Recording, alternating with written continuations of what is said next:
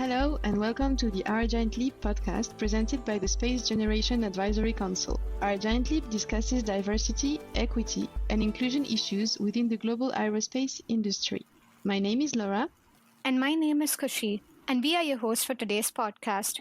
The goal is to bring light to a person's career in aerospace and to answer a specific topic. We will be coming up with tangible outcomes and solutions for the audience as key takeaways from this podcast. So today we'll be talking about how to enter the new space industry with a new concept and more globally about entrepreneurship.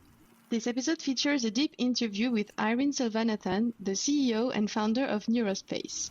We'll first be focusing on Irene's career and the company she founded. And then we will ask her for concrete advice on innovation and entrepreneurship in the space domain. Finally, we will discuss diversity in the space sector. Hello and welcome, Irene. It is our pleasure to have you as our guest on this podcast. So to start, can you please begin by introducing yourself? Yes, of course, and thank you for having me here. My name is Irene. I'm the CEO of Neurospace, a Neurospace startup based in Germany, in Berlin. I was born in Sri Lanka, actually. It's been many years ago. And I came to Germany in 1985. I was 5 years old at that time. And here I studied, after long years of schools, electrical engineering at the Technical University here in Berlin.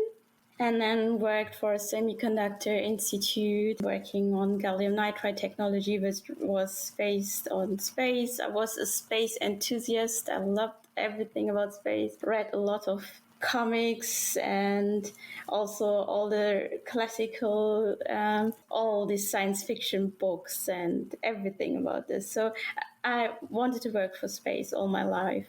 And then I had the chance to work for a startup, was one of the first employees. Meanwhile, after 5 years, I left that startup. It was Exolaunch then. Then I created my own company, Neurospace. Yeah, that's pretty much all about me. Thank you.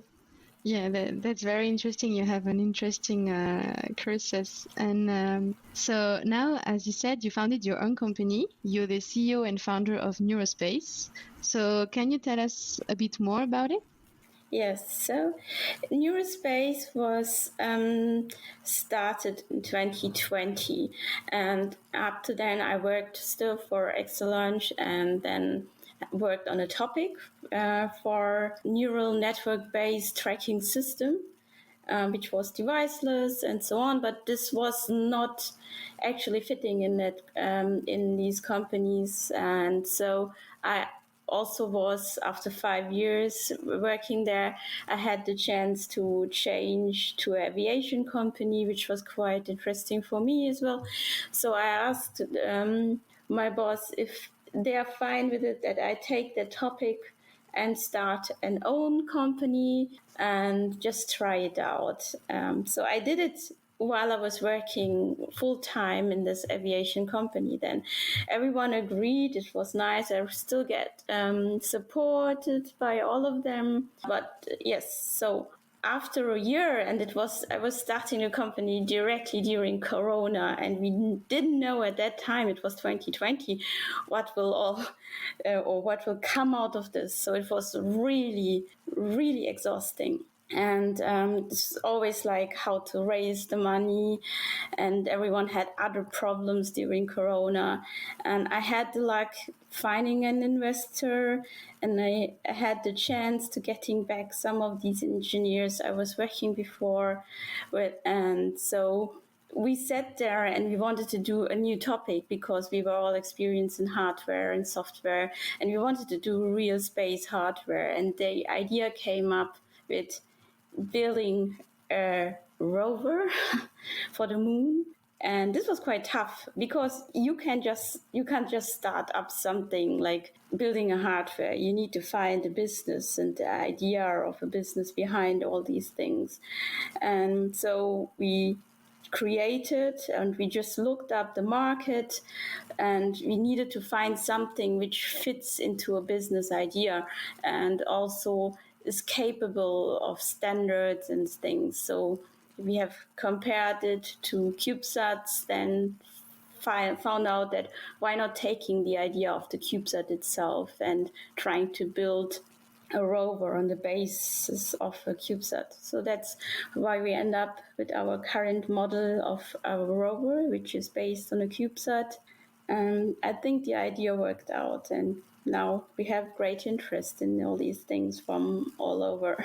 People are requesting, and yeah. Thank you. Wow. Yeah. So you started your company during the Corona crisis, and now you're building a rover based on a CubeSat to go to the moon. So congratulations on that. That's amazing. You can also always give the hint, just you have to struggle and you have to go on, never give up. That's a really good philosophy. Thank you. And right about that, so it's being said that entrepreneurship is like jumping off a cliff and learning how to build a plane on the way down. So can you relate to that? Oh, yes. Yes, that's really what I have experienced. And I can totally agree to this. It is like having a good idea doesn't mean that this leads to a good business. You need to find out a lot about the market and how ideas can be turned into real business, not only innovation, but business, and then this is not all. You need to learn all about marketing, presentation, about making the business into a plan, financial part. And the worst part of all is the legal stuff. You have to deal with everything which is legal, the whole paperwork. And I had the luck that I have a second member in my company, and he's a lawyer, and so he deals with everything. So his name is Oliver Romazibat. I'm so grateful he joined my company, and so I can highly recommend everyone, please deal with this legal part as well. This is so important. Yes, that's a great point you're making as well, because you have an engineering background, so more technical, but then if you want to start your company, you need to know about legal stuff, as you said, business, the economy. And that's also showing that even though you have a technical background, you can always learn other topics. And yeah, so you basically learn how to fly by yourself. I mean, with a little bit of help, as you said, but that's amazing, and that also shows that you can do many things, even though you specialize at first in a specific topic, but you can still improve, and yeah, that's a great message. You have to struggle on. You should never give up, and don't let others tell that you are wrong or whatever. If you have the feeling you're wrong, then just see what goes wrong, change it, take helps from others. Yes. And also, I have a last question about your company, because we talked a bit about it, and so we are related, and it's very important for us in this Our Giant Leap podcast to talk about diversity and inclusion. We were wondering, when you're looking for hiring new employees, what are you looking for in your employees? Do you take this into account as well? We work as a space company in a very international field. So diversity is extremely important here. Even the team has to work properly. It's not only about knowledge and skills, it's also that it fits and adapts everywhere. So if we choose a team member, we also make sure that he has different backgrounds, that there is diversity there. We want to have a mixture of personality, nationality, gender. We also invite during the interview to we sit together, eat pizza or breakfast together to see if the one fits into our team. So yes, this means so much because equality is so important. I have all these backgrounds on my own. I come from a different culture. I'm a female. I am small, which is also something special. You have to deal with these huge male. So it is always a struggle, but it is so important. And it also shows that this doesn't mean anything, It's like at the end, you can fit in, you can make it. You have to adapt in several ways, but it's also what makes you special. Yeah, thank you. And I'm really happy to have you here. We are really happy to have you here and to give us this message of hope for everyone. And I agree with you. I also think that it's very important to have diversity when hiring, because when we are a team coming from very different backgrounds, we always make good work. And I think it's a great message of hope. So thank you for that. So, to continue further about your company and the topic of this podcast being how entrepreneurs are changing the space domain, can you tell us a bit more about what was your motivation in creating Neurospace? Yes, so it's quite tough because I really love the space topic. As I mentioned, I was really fan of all these science fiction stuff, and I wanted to go on this way, which is not easy, just creating a space company. Yeah, well, this is actually always sounds ridiculous to others, or especially in your surroundings. So you always have to have a good idea. But my motivation was that working together with the engineers before, we always had very good ideas. But you're always dependent on the decision of your supervisor or boss or whatever. And sometimes it was hard when they made decisions which you couldn't understand and so on. And you have to, as a project lead, I had to tell it to the team. I once had the idea, you know what, I need to do it and try it on my own. The best thing was to have an own company. I just wanted to start up very small, see if this works out. And I had the luck to get back some of these engineers on my side. They already knew me before, and I was so grateful that they trusted me. They wanted to work again together with me, and together with them we had this idea of new topics, the idea of the rover, and this was so motivating actually then afterwards. This is like, of course it's so hard. I can always say it was really, really hard starting from the scratch. But if the idea is good, then it's still a struggle to make a business out of it. You always have to take help from others. You have to have someone who can guide you, can advise you. There are so many people with more experience, and just take your chance in all of these things. And so, yes, with this, things were possible. The hard part was always the financial part then. And it's still a struggle, always. And because space technology is really expensive. This is nothing where you can start with nothing. So you have to, especially if you deal with hardware, you have to have a lab. So you have to have some kind of financial support. You have to learn how to deal with investors. You have to learn how to deal with your team and how to motivate them. It is tough, but yes, just if you have a good idea, just make up plans how you want to do it, how you want to realize it. If there is a chance in the market, if there is a chance to convince investors, how to get your money, and make it before you start it. It is truly inspiring how you wanted to lead your own venture and start your own company and be more of control and lead the company in such a way to work in the new space industry. Which brings me to my next question. Why did you choose to start a company specifically in the new space industry?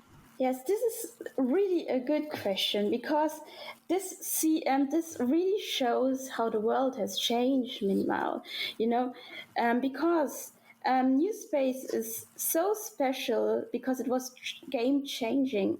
Before this, space was not accessible to everyone. You had to belong to a group of people, and even nationality was counting here so much. It was not accessible to any nation.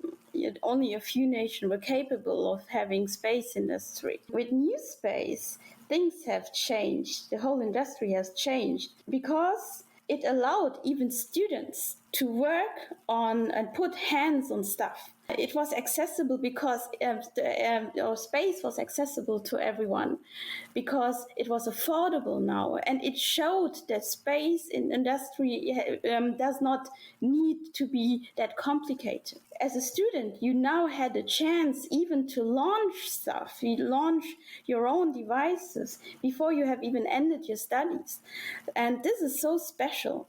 And with this, the ideas and the capability of turning ideas into all this innovation and technology has raised, and so it has a deep impact in even the whole society. And now nations had the possibility to access space. Some countries had launched their first satellite, which was a CubeSat. And this chance to give the access to space to so many people, and you can see how these ideas have developed to real business. This is so huge. So yes, that's why Newspace is, of course, a huge chance, and it's still growing, and there is so much on ideas and innovation. And yes, as we have at Neurospace, you can always find some leak here, some ideas, and even more ideas which you can lead to business. So it's such a challenging but also really inspiring field. One thing I definitely like about Newspace is how it offers participation to more of the emerging space countries. And the point you mentioned about accessibility, it's especially so important currently in the space industry, as more and more people from the emerging space nations try to get involved, start their own ventures. And as I just graduated as a student, I can totally understand how important it is for us, for us students, to receive different platforms and go to such competitions and actually have our projects launch outside and see what it feels like. What are you developing in the company in order to stay at the cutting edge of the new space industry? So we found out that, of course, you have to work with known technology, existing technology. This is important because only then you get access to everyone. If you start up with something totally different, people, especially in space, I'm only talking about space industry, people do not understand it. So that's the reason why we were looking up, if for building a rover, we needed to find something which is already existing and which can be made to a new standard, and it has to be based on existing technology.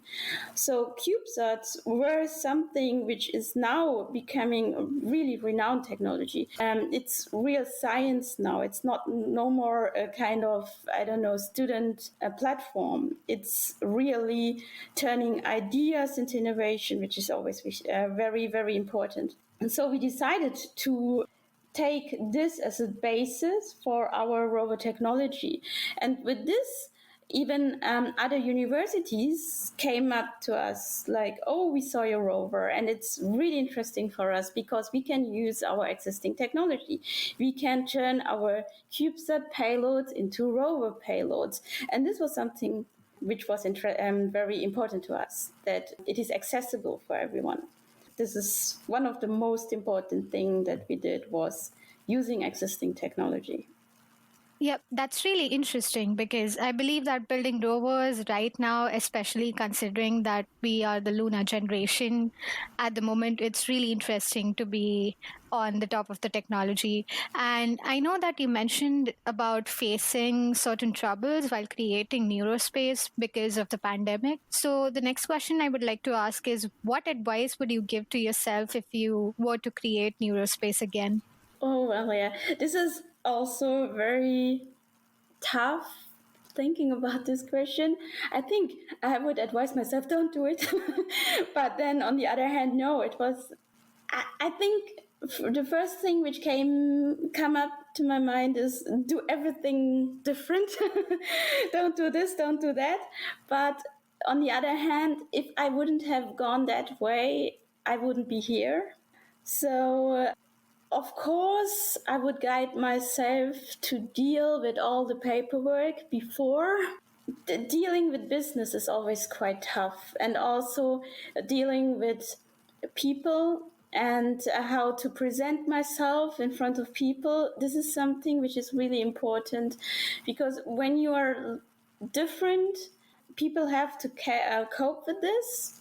And especially as a woman, I always see that has two different aspects. On one hand, of course, the aspect is that you have to position yourself and you have to be strong and you have to teach yourself how to talk to others, deal with others. But on the other hand, this also made you special because you were a woman, because you had a different cultural background. It was also interesting for other people. This was also something which made me a bit special, and this is something you also have to consider. It's not always a disadvantage. You can turn it into your advantage.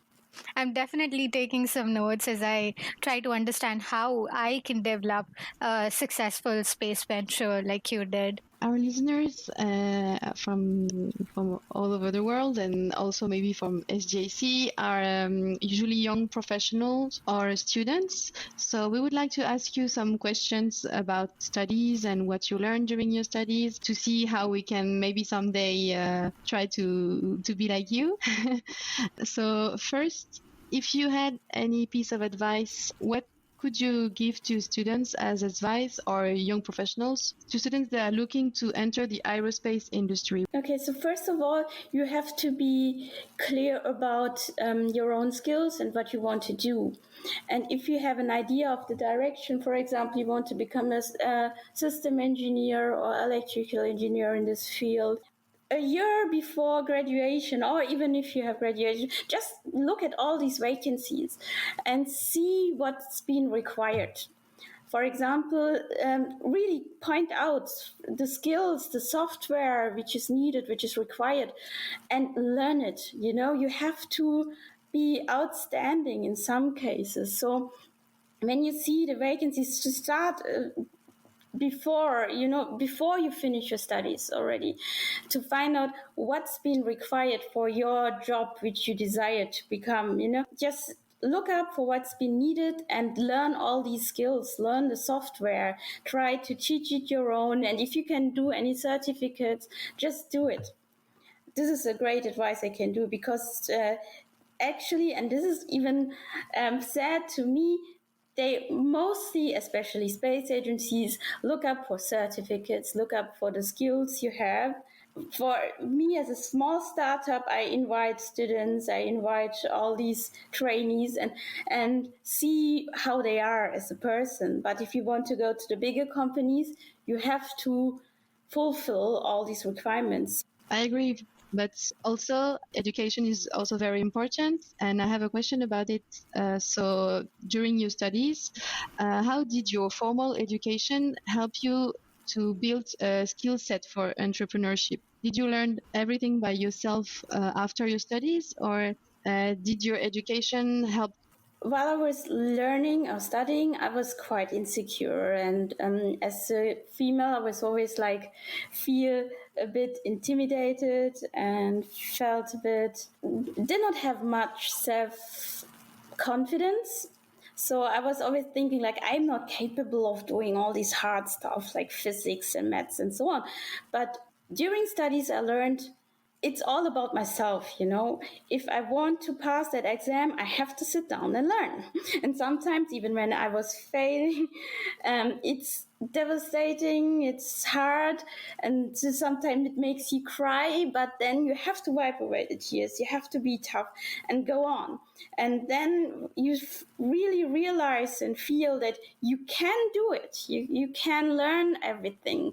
Just look around and see who already passed. And there might be people you don't like, you might hate, and just think, just take them as an example and see if they can manage, I can do it on my own. I can do it too.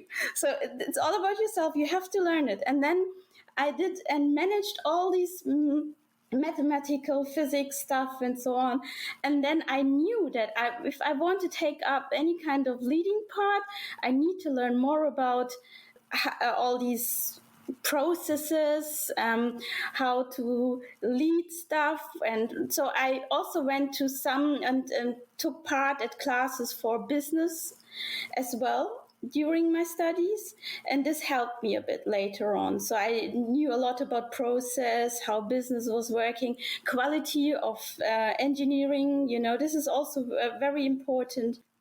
Just do all these things. If you have the possibility to take part at classes for some other like business classes and so on, just do it. Yeah, I really agree with you. And yeah, I think especially the part about when you were a student and sometimes you were lacking confidence. Yeah, I think we all failed at some point and it's normal. And it's not because you failed that you will fail forever, but just think that never give up because it's normal to fail. And then you will feel stronger because you know that you overcame some bad experience. And also a last question about your studies. I don't know if you sometimes look in the past while you were doing your studies. If you were redoing your studies, would you change something? What would you do differently? Maybe do you sometimes have a kind of a regrets and you think, oh, maybe I should have learned that before? Yes, definitely. Looking back, I just now realize how lazy I was, and I should have been more confident. But this is not only for studies, but I can also give this advice also for later on and dealing with business also, but not even having your own business. But if you are later an engineer, you have to sit down, especially as a female, you will sit there with a group of male, and the best advantage you have is your knowledge. You have to be well prepared. If you go to any kind of meetings or exams or whatever, you have to make sure that you know what you're talking about, and you have to be well prepared. If you are not, don't wonder if you fail. So even now, the best thing and the best meetings I have is always when I'm very good prepared. This is one of the advices I can give. And for everything else, and also for business things, we are used to the world we are living in with all the rules which are there, which doesn't mean that they are right, because we are used, industry doesn't exist for so long in the way we know it. So all the managers we know and everything, they just came up as it is, and because of the history, doesn't mean that they are good in what they are doing. We just accepted them and they got their respect for what they've been doing. But look at the world, look at the companies. Most of the managers, they're quite egoistic. They don't care about nature. They don't care about the environment. We should question that if this is where we want to go in future, and why females are so rare. It's this struggle with all this elbow mentality, the macho world we are living in. So maybe we should also question ourselves that if this is the right way, So be yourself and don't have any fear of being yourself, because everything shows that not everything goes right the way it is. Just because the people are successful now doesn't mean that it is really right. If you want to do something, just do it and do it on your own way. Sometimes you have to be tough. Sometimes you have to struggle. Sometimes you have to learn a lot. Sometimes you have to adapt to existing rules. But sometimes it's also good to break the rules. And the thing is, don't be intimidated by all these managers. Be yourself and just learn to fit in there, but also be yourself still. And we can change all these things, and maybe we can make it better. It's really nice to hear such words. My last question. So how did you learn to manage a company and employees? So it's actually a never-ending process. You do it step by step. Actually, you find out, I should do it this way, or maybe I shouldn't have tell this and that, and so on. So it's an ongoing process. And as I mentioned, diversity is very important, but which also requires an adaptive thinking. You have to deal with everyone in a different way. So you can't treat everyone the same way. They also require this from you. And so you have to learn to deal with people and you have to understand everything. And then all the business part and so on. So it's actually overwhelming, but the most important thing is, even though if you have fear, even though if everything is like, if you feel like, oh my God, it's now coming down on me, and it might strike you down, don't be afraid of it. You need always to calm down, maybe step back, and then you should always sit down and try to find out, okay, where is the problem, how to solve it. And then mainly you can always solve it. And there is always a way. And if you can't find it on your own, you should take an advice from someone else. So now that we discussed about your management style in managing the company in the last few years as a CEO, I had one question that I would like to ask you is, what is a mind-blowing thing or the most useful thing that you've learned from your years of experience according to you? Mind-blowing thing? Mostly learning about your own skills, I guess. To see how you can grow on your own. Actually, I would have tell so many things. There are so many stories, but at the end, to see how you can grow on your own. This was something very interesting when I think of my past and how I was when I was a child and so on, and how things were developing, and then that it is possible that you can always find a way to fulfill your dreams and goals. I think this was something which I really didn't believe I could manage. For other things, it's always all the funny stories I have experienced while I was working in the space industry, like traveling around, meeting all the scientists. One thing, when I was in Russia, couldn't speak one word Russian before, so I met some of these engineers before here in Berlin. There was one very experienced engineer who was quite old. When he was here in Berlin, I couldn't talk one word Russian, and we always need someone who translated everything. And a year later, I was in Russia, and I had learned a few words, and I was quite proud of myself. And after everything worked, then I dared to go to that engineer, to that chief engineer or leading engineer. And then I told him in Russian, I can't speak Russian now. And they were all like, oh my God, yeah. And then they start to talk in Russian. And I didn't understand any word. And then I was just like rolling back. It's like telling in Russian, "Извините, пожалуйста, я не понимаю," which means like, I'm sorry, I can't understand. And they were all laughing. So this was a really funny moment, actually, for me. One of the funny stories, yeah. This was something where I failed. And I'm still not good in Russian.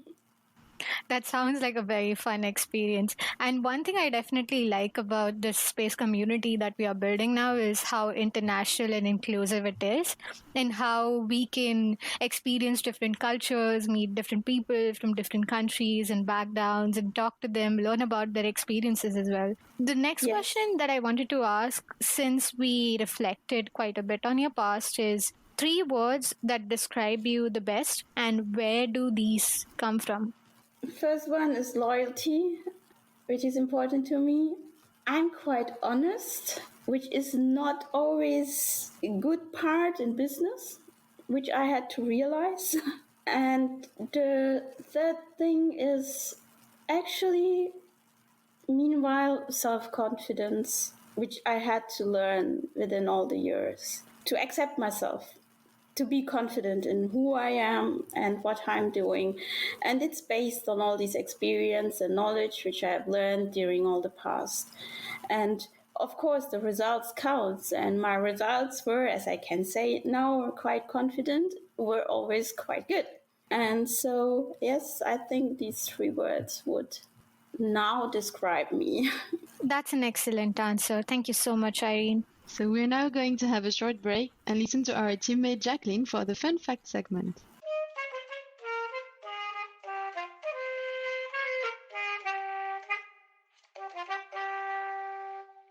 For this week's fun fact, we look back to the 1980s when the United States was preparing to fly its first female astronaut, Sally Ride.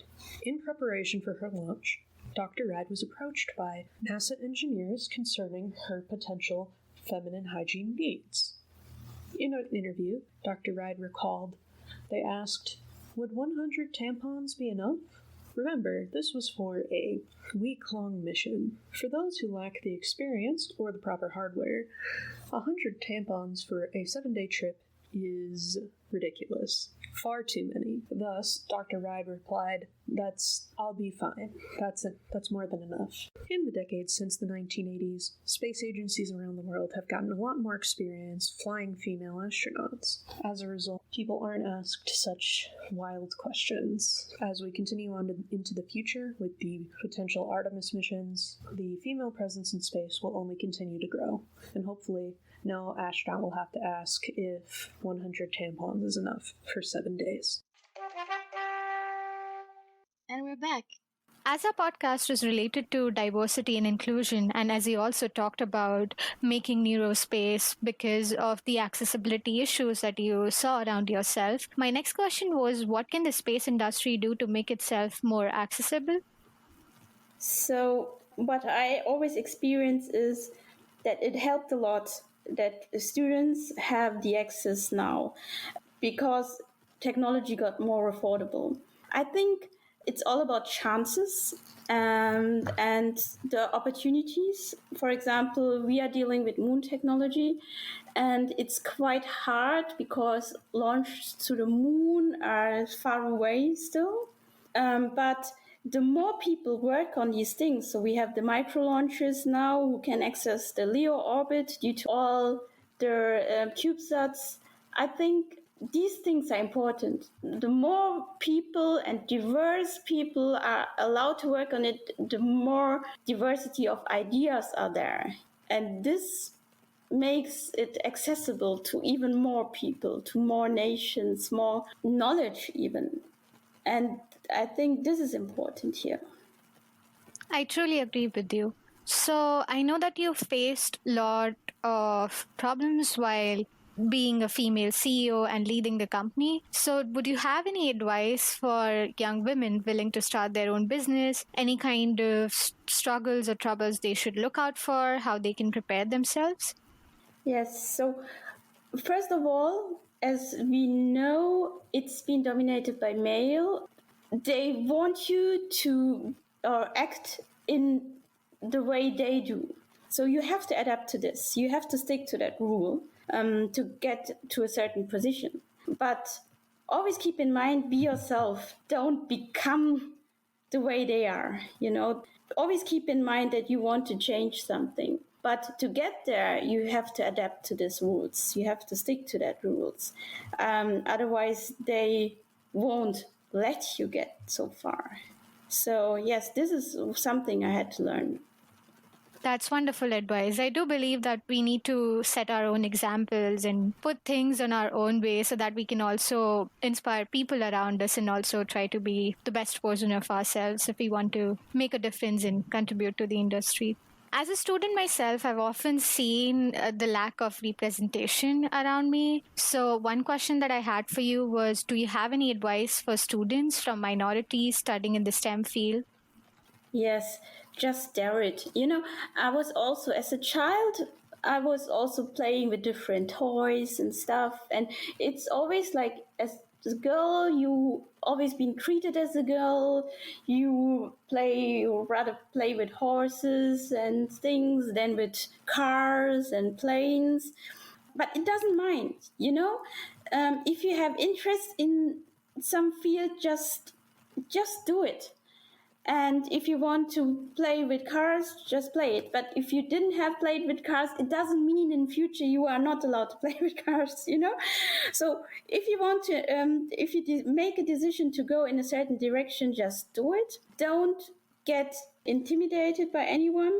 Don't let anyone tell you that you are not able to do it, that you are not capable of learning something. Also, do it. Just learn. If you want to do it this direction, it's hard work. It's not something like someone will give it to you. if you want to do it, you have to sit down, you have to work hard for it. And sometimes it makes you cry, sometimes it makes you desperate, but nevertheless, don't give up and just stand up again, wipe away your tears and do it again in case you fail, and never stop. That's a really inspiring and lovely response. Thank you. I really agree with you. And also, even if I'm a woman, I also played with cars with my brother when I was a child. So I like this example. I also like what you said about being yourself. I learned this sentence once and I try to apply it to myself as well. It's be yourself. Life is too short to be anyone else. I think it's a good summary of what you said during this podcast. Yes, absolutely. I totally agree with this. Thank you, Irene, for your time and sharing your amazing experience and thoughts on the subject. And as a wrapping up question, can you share with us a funny story from your work or your studies? During my studies, that I was always late. But I had a lecture at a university, and the professor was the director of the institute I was working for. So he also did that tutorial, so the lecture, and I was late always. So, and it was still embarrassing to me. So I always just went there quite silently while he was writing on the board, and he turned the back to the audience. So I was on one day I was thinking like, oh no, he's not seeing me, so he won't recognize that I'm late. So I was just walking very silently, going somewhere in the middle, sat there taking out all my stuff, and I was just sitting there and just was quite confident that he didn't notice that I was late, that I just came across, because he was talking still and writing something on the board, and he didn't turn around up to then. So I thought like, okay, now he didn't realize that I was late. But then he finished the sentence, turned around, said, "Hello, Irene. Nice you appeared. We are here in between. We talked up to then about this topic. You missed that part, but now we are talking about this topic." It's like, no! How did he know it? He didn't even turn around. So, yeah, this was some really funny experience. So at a certain point, people know you, even though he didn't see me. He knew that it was me coming late again. Yeah, was nice. And he is my advisor up to now. He still helps me with Neurospace, even years, like 10 years later. He accepted that part. And I'm so grateful to him. He's such a great advisor. He was my mentor all the years. And he's a huge director of a huge institute, and I'm so grateful having him there. And he accepted me the way I am, with everything, with all my background, and even that I'm late. This is nice, yeah. That's what I wanted to say. He noticed you weren't here because he was expecting you. He knew that you would accomplish great things in the future. He already believed in you. Again, thank you very much, Irene. During this podcast, we learned a lot about innovation and entrepreneurship in the space domain. You can find a summary of this podcast in its description and on social media, where we will be publishing the key takeaways from our discussion with Irene. You can interact directly with us on the Diversity and Gender Equality Project Group social media and leave feedback or advice from your side. Also, let us know, who would you like us to interview next?